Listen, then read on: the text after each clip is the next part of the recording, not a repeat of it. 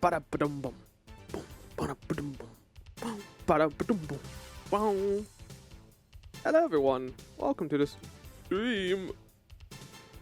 My name is Flo Every, and in the last stream we did Pampas and Celine. A wonderful game. That was a 7 PM stream. You guys might have caught it. If you have not, you can check out my YouTube channel where the archive for that is. We'll go for the news in a second, but it is the stream today, chat. As you can see, we're going to be doing more Persona 5. Mainly the raw content now that we're onto it.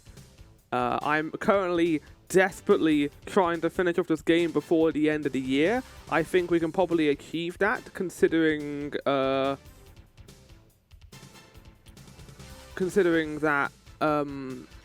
I think we might do a long one towards the end, but we'll see. If not, we can go on to next year. That's fine. I don't feel too bad about doing that, but we'll see. Welcome, Jeppo. I hope you're doing good. Why is my Twitch being weird? And it's not showing me my... that. No, it does, I just want to make sure my title information was good. It is good.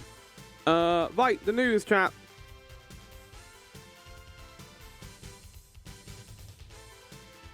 The news.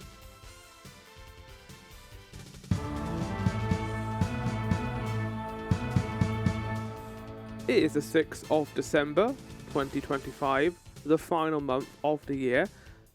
Schedule-wise, I am, obviously doing 2 Persona streams this week. Also did the Pampas and Celine stream on Thursday. Next week will also be Monday and Saturday because I'm busy on Fridays now. But no, yeah, this game should be done in 8 streams, I think. Fingers crossed, anyway. Like, we're gonna get for a good chunk of the free time stuff today, I think, because we got like 7 days to do stuff on our own. I don't know about Mementos and what's going to happen in there. We might stream that.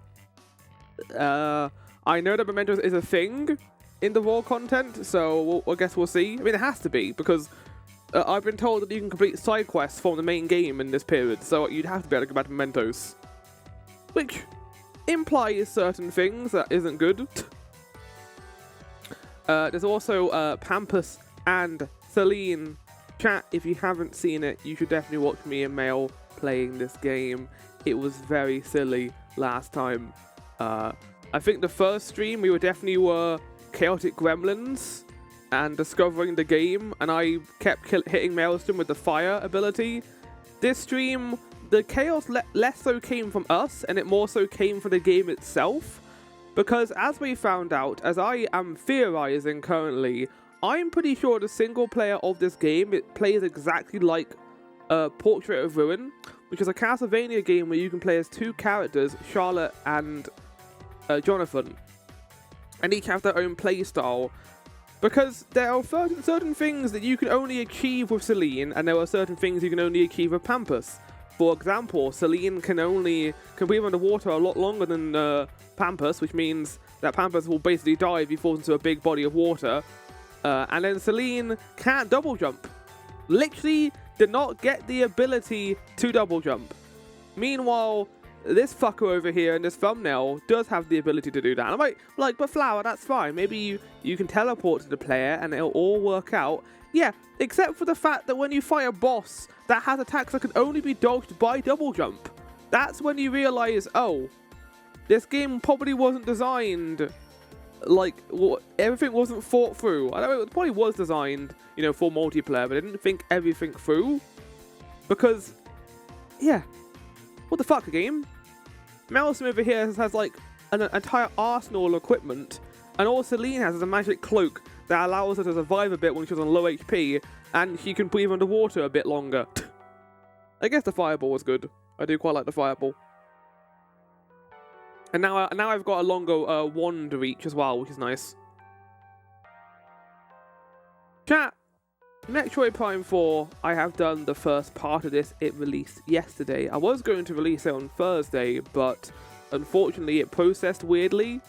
So I had to wait until Friday to do it because I didn't have time in the evening. But yeah, Metroid Prime 4, chat. I am enjoying it so far, at least visually and gameplay-wise. It's my first time playing a Metroid Prime game with motion controls, because I played the first 3 through the Prime hack. The internet has not been kind to this game so far, I will say. People have, like, slammed this game in terms of quality. Now, I haven't played a lot of it yet, so maybe I'll have a similar sentiment when I play. But I'm probably just going to avoid a lot of the mass opinions until I get into it. There are a couple of things I'm slightly worried about.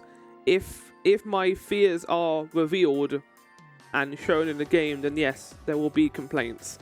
Because I went to that desert area and I was like, if this desert is empty and there's nothing to do in it, we're going to be having problems, Metroid Prime 4.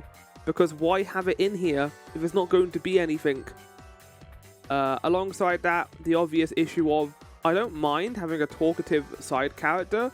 I don't mind the dialogue at all. I thought it was cute for the most part. If they constantly give me tutorials and tell me where to go, I'm not going to be happy. Because I don't like Metroidvanias that lead me by the hand. I know Metroid Fusion and Metroid Prime 3 also do this, but the difference is Metroid Prime 3 does give you a lot of freedom, at least to explore the planets when you first get there. And it doesn't necessarily tell you where to go for the most part. And then Metroid Fusion, the game is designed around that, and that's like the whole atmosphere of it. Like, it's mainly scripted events. And while I'm betting Metroid Fusion did not get a lot of love when it came out, and now people love it, because we've got Dread, obviously. We'll see. Because I'm betting a lot of the issues come from expectation, that the game was meant to took like 9 years to come out when it was first announced, and that's fine. Like, I understand people wanting this game to be a masterpiece, but I also think, like, expectations are never going to be met. We'll see. We'll see what I think of it when we get into it. Obviously, this is only part 1, and the subsequent parts are only going to be an hour long. So the first part is a chunky one, it's around 3 hours chat. So if you enjoy Metroid Prime 4 and want to see my reactions to the intro of the game, check out the episode here. Critical Talk chat, not a lot this week. I watched episode 8 of Critical Role on Friday morning. Very, very good combat. As usual, Brennan is great at making combat feel dire. My only real complaint with the story is that I'm not a massive fan of the Sloke storyline. I think the revenge plot is interesting, and it's pretty well developed for the most part, and I like Casimir as a character. But I don't love how mundane the fantasy is currently feeling with the political intrigue that is Timony and Gormley. I much more prefer like high fantasy magic, which I think we'll be getting from the Seeker plotline, so that's why I'm looking forward to that one the most. Again, not really a big complaint, just a small one. It's not taking me away from enjoying the show, because like it's got to start somewhere, and this isn't a bad place to start. And it has been nice to go on a slower pace than the first 4 episodes, which had a lot going on in them.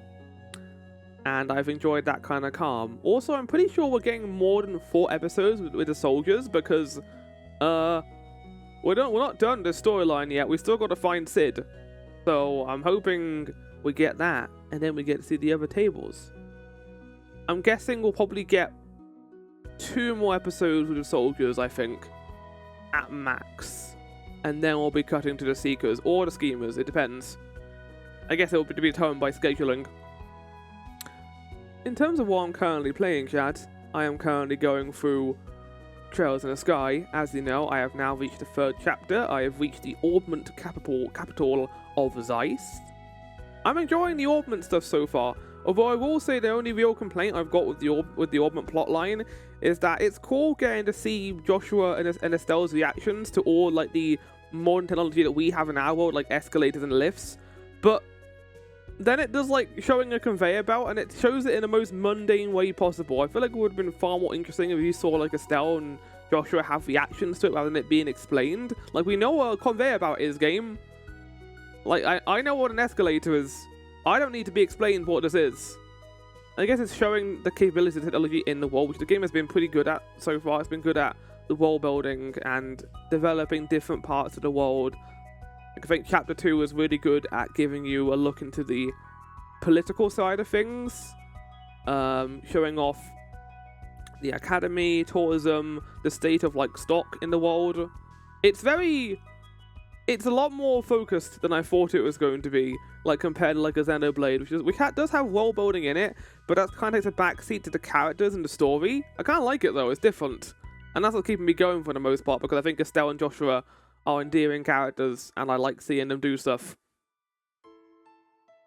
I feel like I've put so much time into this game now that I have to finish it. And we'll see how it resolves, because I'm assuming that it's going to all resolve in Gransil.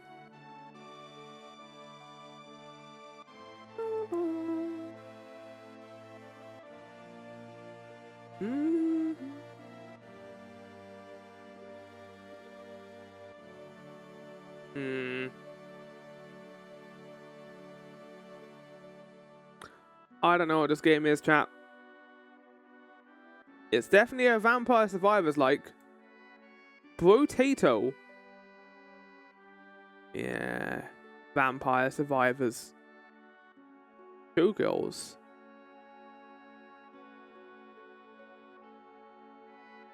Justice League 1? Not Justice League. What's it called? Injustice. Yes. I remember this game. Apparently it wasn't great though.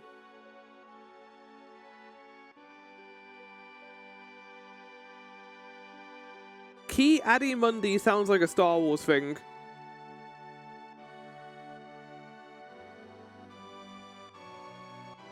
No, I'm not gonna know what this is. I haven't played Star Wars games from the 2000s. Yoda stories. Well, it's not that, is it?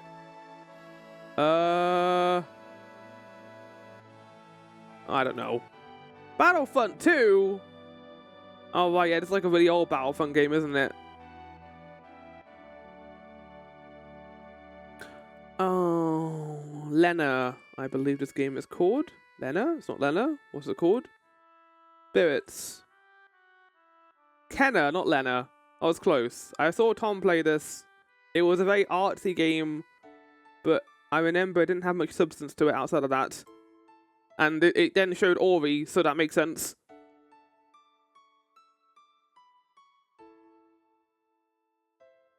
Oh no. Hold on.